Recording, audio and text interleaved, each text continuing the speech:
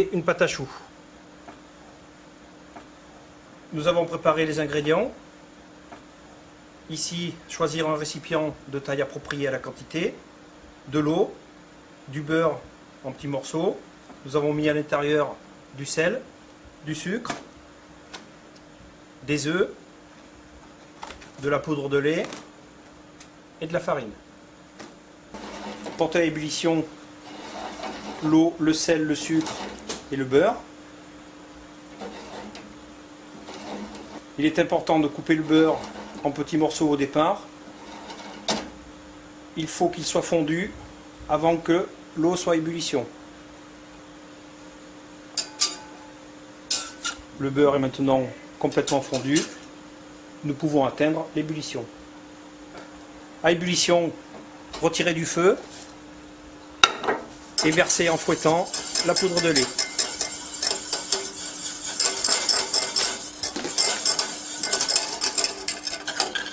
Reporter maintenant à ébullition. Voilà, à nouveau à grande ébullition. Hors du feu, nous allons incorporer la farine en versant en pluie et en fouettant. Le fouet va éviter la formation de grumeaux.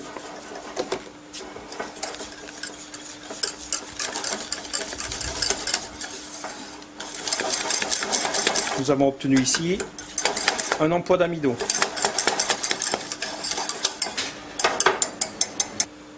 Maintenant, à feu doux, nous allons replacer cet emploi d'amidon sur le feu et dessécher la pâte pendant environ 50 secondes, voire 1 minute, pour favoriser l'évaporation de l'eau.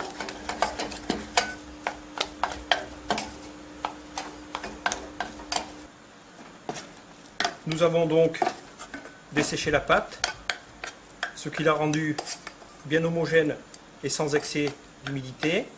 La verser à ce moment-là dans un récipient et nous allons la laisser tiédir environ à 45 degrés avant d'incorporer les œufs.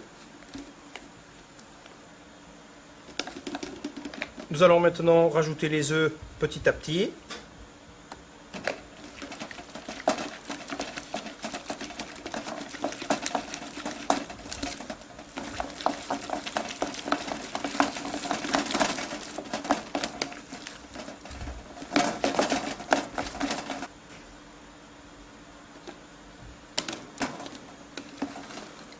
Les œufs ont été battus, puis pesés.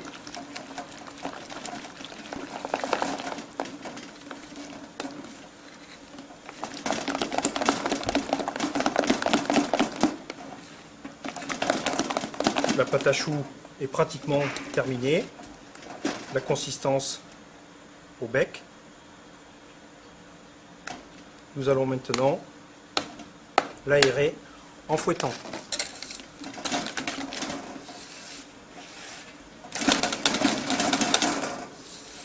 La pâte à choux est terminée. Nous pouvons donc maintenant l'introduire dans une poche. Ici, nous avons pris une douille cannelée.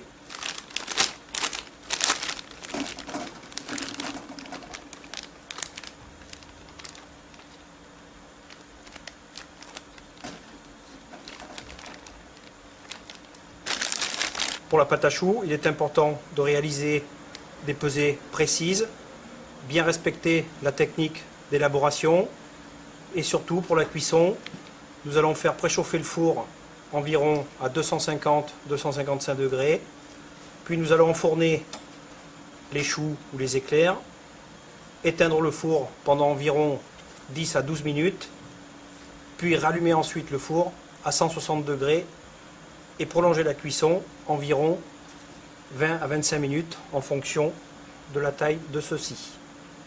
Ne jamais ouvrir la porte du four pendant